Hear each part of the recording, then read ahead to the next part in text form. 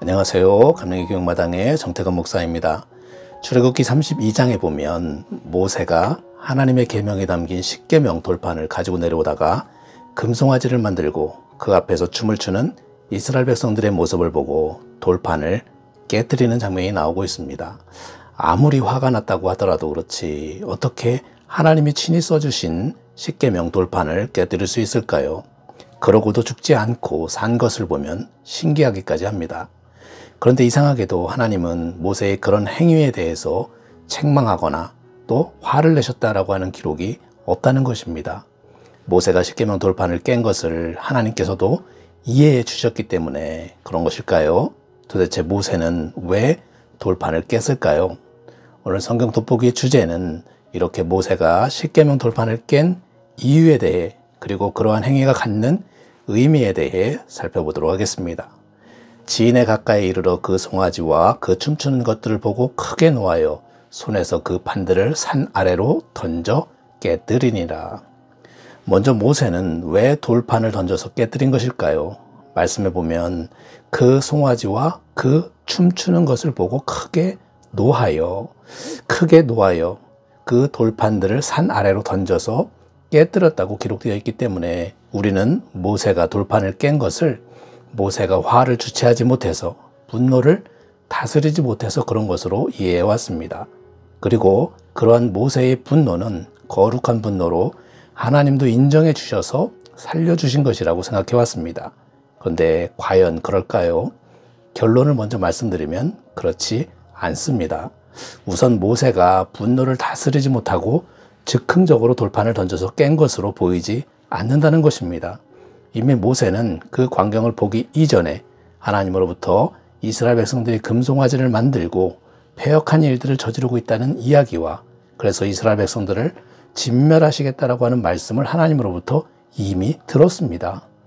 그러자 모세는 어찌 자기 백성을 죽였다는 소리를 들으시려 하시나이까 신실하게 약속을 지키시는 하나님 아니십니까 하면서 간곡히 만류를 했고 결국 하나님께서 마음을 돌이키셨다라는 이야기가 돌판을 깨기 전의 상황이었습니다. 이미 모세는 다 알고 있었습니다. 그런 모세가 돌판을 깬 것은 분노한 것도 있었겠지만 그보다는 다른 의도가 있었던 것으로 보입니다. 그것은 바로 백성들을 구하기 위해서였습니다.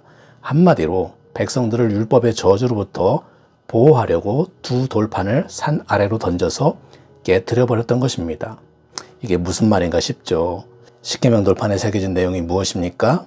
첫째는 너는 나 외에 다른 신을 내게 있게 말지니라. 둘째는 너를 위하여 새긴 우상을 만들지 말고 또 위로 하늘에 있는 것이나 아래로 땅에 있는 것이나 땅 아래 물속에 있는 것에 아무 형상이든지 만들지 말며 그것들에게 절하지 말며 그것들을 섬기지 말라라는 것이었습니다. 그런데 이스라엘 백성들은 지금 이 두 계명을 어기고 금송아지 우상을 만들어서 그것을 신이라고 공포하면서 섬기고 절하고 있었던 것입니다. 만약 모세가 그 돌판을 가지고 진중으로 들어갔다면 어떻게 되었을까요? 돌판을 가지고 들어갔다면 그 율법이 시행되는 것입니다. 그렇다면 이스라엘 백성들은 그 돌판에 새겨진 그 계명에 따라 다 죽어야 했던 것입니다. 그렇다면 범죄한 백성들을 구원하려면 어떻게 해야 됐을까요? 그 돌판이 진중에 들어가면 안 되겠죠. 그래서 그 돌판을 모세는 깨트린 것입니다. 산에서 내려오기 전에 이미 모세는 이스라엘 백성들의 패역을 알고 있었고 이로 인해 하나님께서 모두 죽이시겠다고 하는 것을 간신히 만류한 그런 모세였습니다. 그런 그가 할 수 있었던 것은 백성들을 살리려면 계약의 내용이 담긴 돌판을 깨트려서 무효로 만들어야 했던 것입니다. 이렇게 돌판을 던져 깨트린 모세의 행위는 한순간의 의분을 참지 못한 혈기 때문에 그런 것이 아니라 거기에는 백성들을 구하기 위한 모세의 마음이 담겨져 있었다라고 할 수 있을 것입니다. 이러한 모세의 행동은 고대의 근동에서는 언약을 무효화하는 의도적인 행동이었습니다. 돌판을 깨트림으로써 아직 그 계약이 체결되지 않았음을 상징적으로 물리적으로 보여준 행위라고 할 수 있는 것입니다. 결국 모세의 의로운 분노의 행위가 이스라엘을 살렸다고 할 수 있을 것입니다. 모세의 이러한 백성을 살리기 위한 마음이 또 등장하는데 이어지는 출애굽기 32장 30절 이하에 모세는 다시 시내산에 올라가서 백성들을 위한 속죄를 하게 됩니다. 그때 모세는 이렇게 중보를 합니다. 모세가 여호와께로 다시 나아가 여짜오되 슬프도소이다.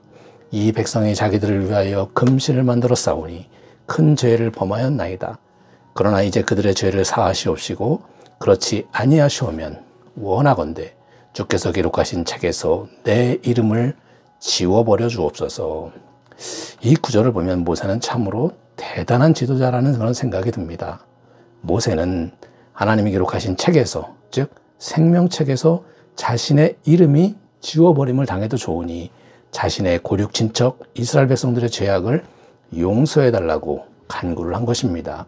이는 진정한 중보자의 모습이라고 할 수 있을 것입니다. 백성을 구하기 위하여 자신의 온 몸과 마음을 던진다는 것입니다. 사실 이스라엘 백성들의 패역한 모습에 실망한 하나님은 모세에게 또 다른 약속을 이미 주셨었습니다. 출애굽기 32장 10절입니다. 그런즉 내가 하는 대로 두라. 내가 그들에게 진노하여 그들을 진멸하고 너를 큰 나라가 되게 하리라. 하나님은 금송아지 사건으로 인해 이스라엘 백성들을 멸하시고 마치 아브라함을 선택하셨듯이 모세를 새로 선택하셔서 다시 큰 나라를 이루시겠다는 그 약속을 모세에게 주셨던 것입니다. 어찌 보면 모세의 입장에서는 더 영화로운 선택을 받은 것입니다. 아브라함과 같은 축복을 받게 되는 것이기 때문입니다. 그러나 모세는 백성들을 끝까지 책임지는 지도자이자 중보자의 자세를 잃지 않았고 하나님을 설득해서 자기의 동족들이 진멸되는 것을 막았던 것입니다. 그렇던 어떤 모세였기 때문에 어찌 보면 사력 있게 돌판을 깨뜨려서 큰 재앙을 막았는지도 모르겠습니다. 오늘 이렇게 모세가 하나님이 직접 써주신 돌판을 깨뜨린 이유에 대해 살펴보았습니다. 단지 모세가 분노해서 화를 참지 못해 돌판을 던져 깨뜨린 것이 아니라 거기에는 백성들을 향한 모세의 사랑과 긍휼의 마음이 있었기 때문에 그렇게 했던 것입니다. 부족한 영상을 시청해 주셔서 감사합니다.